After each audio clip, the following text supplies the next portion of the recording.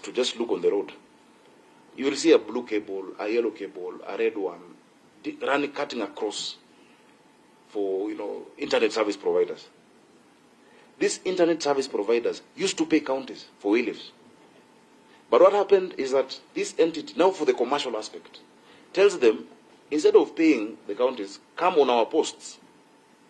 And when you're on our posts, you not pay us. So these ISPs were asking,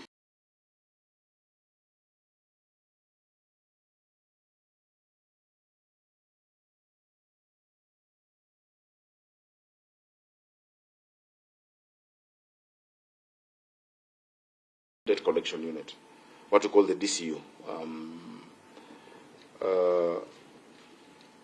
The letter says debt management, but it's not. It's the debt collection unit, and the ones who do that operation. So they have been interdicted because there are drivers and whatnot, but those people they follow instructions, and they are innocent. The person who can give such an instruction, and pour garbage to the people, I think that is where we're taking our administrative action. Because look at who you have here today. You have the Inspector General of the whole country, the DIG, 2 DIGs, DCI. Because one person said pour garbage. It's completely wrong. It's not right. So I'm taking that action, Chairman.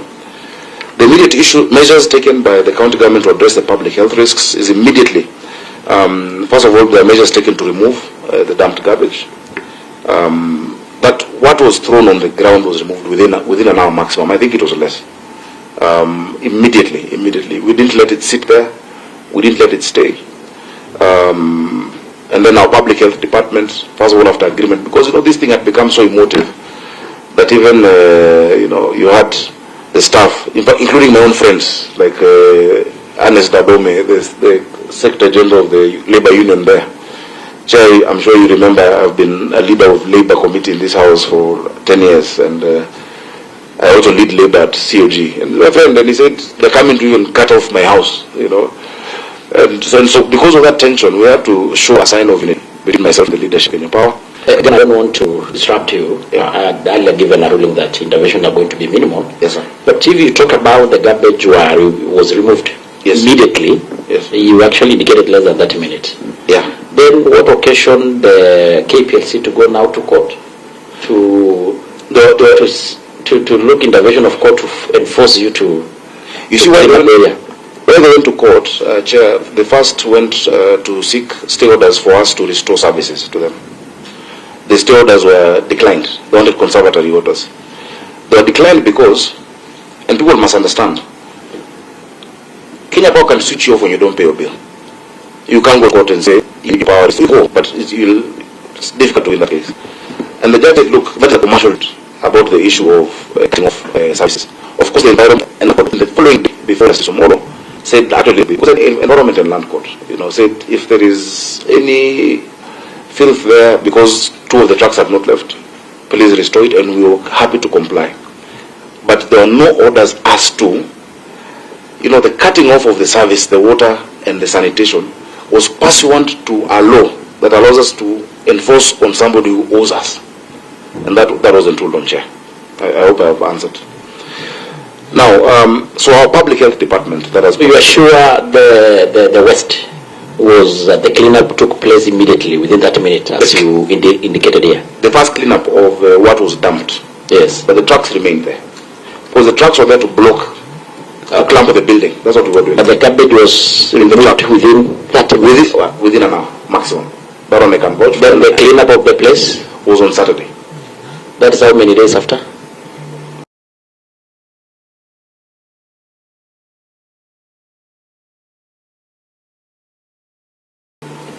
Like 3 days after. 2 days, okay. Yeah. Just go. Yeah, that one also. Chairman, I'm fully aware that I'm on oath.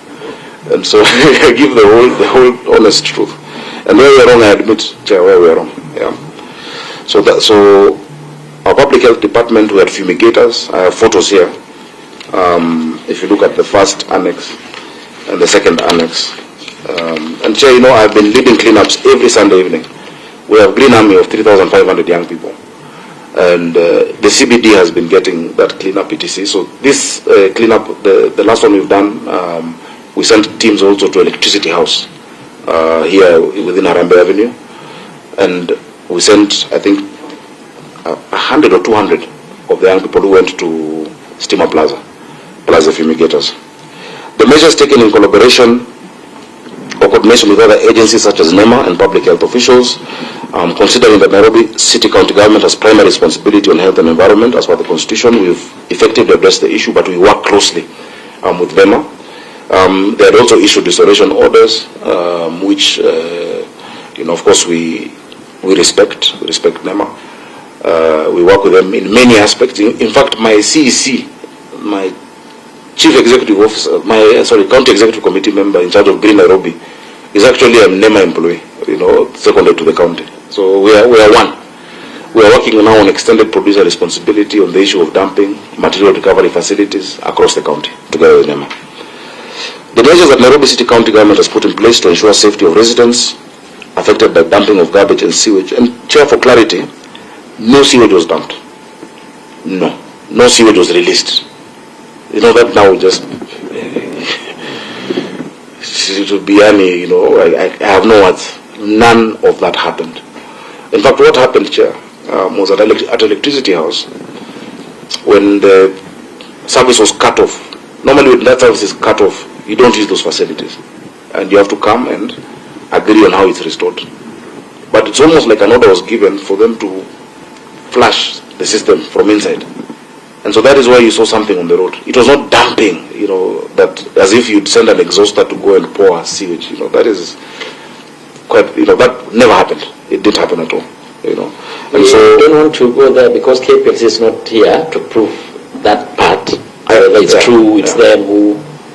Yeah, but it came from... And actually when that happened, Chair, I immediately instructed Nairobi Water Company to just restore, because then I knew the next day we were having the meeting with the minister out of goodwill. I said, even before the resolution of this, just restore, just reconnect. And that reconnection was done on Thursday evening, before our meeting the following day. The measures that we put in place to ensure that such occurrence does not happen. The resultant agreement of the meeting held on the 25th of February and chaired by the Chief of Staff and Head of Public Service.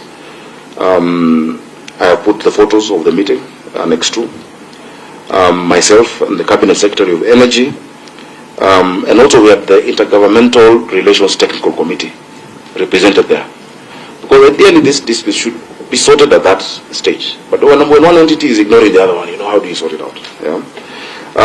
We agreed to deal with the commercial issues and discuss the way live and land rates question. In fact, I was very happy, Chairman, at that meeting, the Head of Public Service was so kind to say, actually, give us all the bills that national government institutions owe you for water.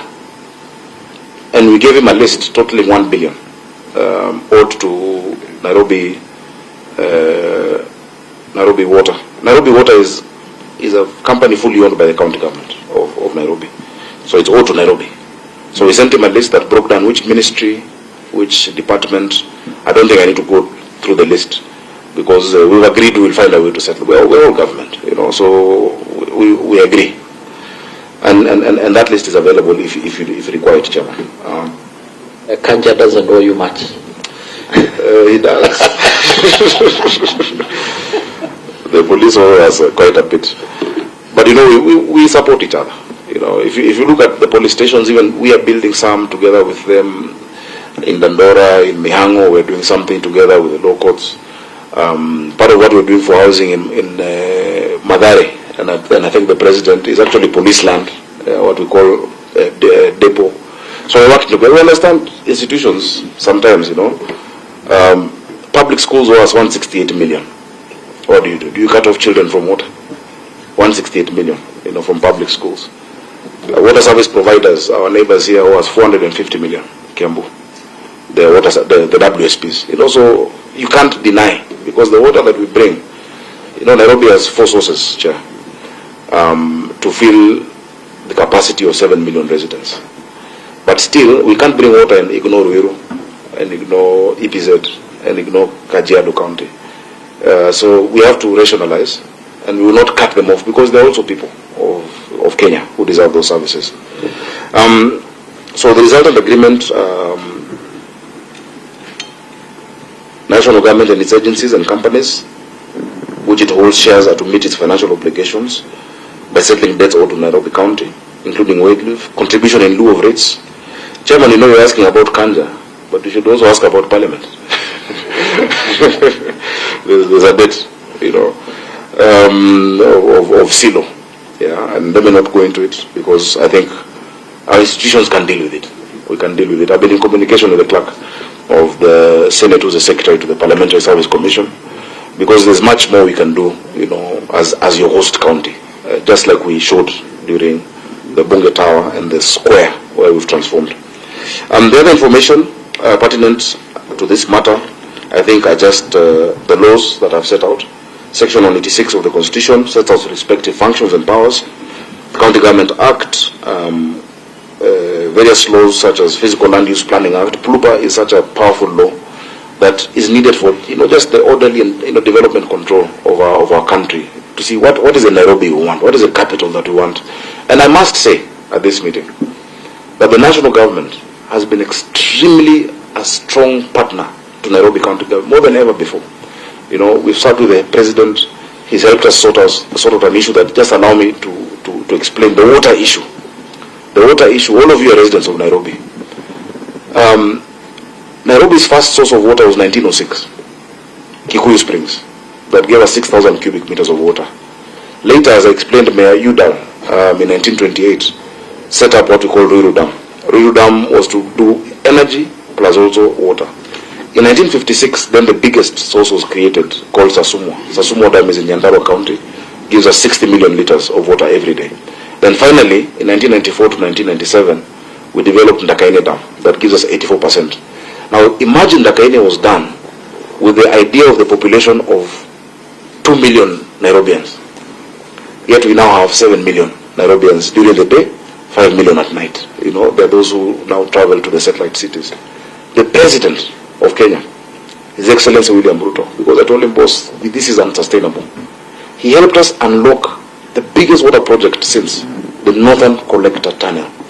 The Northern Collector Tunnel, because when you add up all of those, it gives you 525.6 million liters daily. Yet Nairobi needs 870 million liters daily. Look at that gap. From 526 liters per day to 870. Northern Collector, he had us competition for leaves. We've now collected Kiloro and the Gigiri Reservoir. We have 140 million liters coming every day to the city. And now when you say spring water bill, it's to help us develop the infrastructure, because there is still a gap. There is a gap that needs to be met. I am fortunate that I've been able to secure about 4 million to do collected and there are 2 million.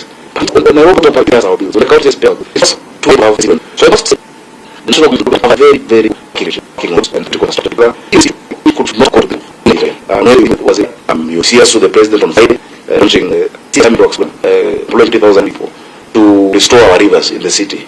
A huge event, 20,000 of them already there. My Green Army of 3,500, my CHPs of 8,000. All of us will be there. So let it not be felt out there that there is a fight between the county government of Nairobi and the national government. There is no fight. This was something that just went overboard. It has been resolved. We're taking internal measures, and we are happy to keep sending, you know, periodic reports to show where we are. Chairman, I think I can leave it at that with your permission. Thank you for your time. Members, thank you for your patience and for listening to me. Thank you. Thank you so much, Your Excellency. You really kept your time. Actually, you have done exactly almost 40 minutes. It shows that how you are good in managing time. So I think from this end, maybe just one thing before I give the IG. You had mentioned about there is ongoing cleaning up and fumigation of the area. You said so, isn't it? Ever since then, have you sent the public health officers or department, yes, sir, to inspect the health safety of the place so far? Yes, we sent the public health officers on Friday. On Saturday they went there. The chief of Sajaka, the doctors and the public officials, is a fumigation going on. They were after meeting with the into the city for a more fact. Everything outside the park, even the vehicles even the bushes, anything in that vicinity has completely been fumigated, Chair. What about NEMA? Did they probably pay a visit to the place? Yes, Chairman. We did visit on the day of the incident, and we should, as the governor said, an order for them to undertake cleanup and also ensure that the trucks are removed, because it's really against the provision of both the and the Environmental Management Coordination Act. I thought it was a mission, but we actually didn't have more valuable. But I don't think we should not say that much, because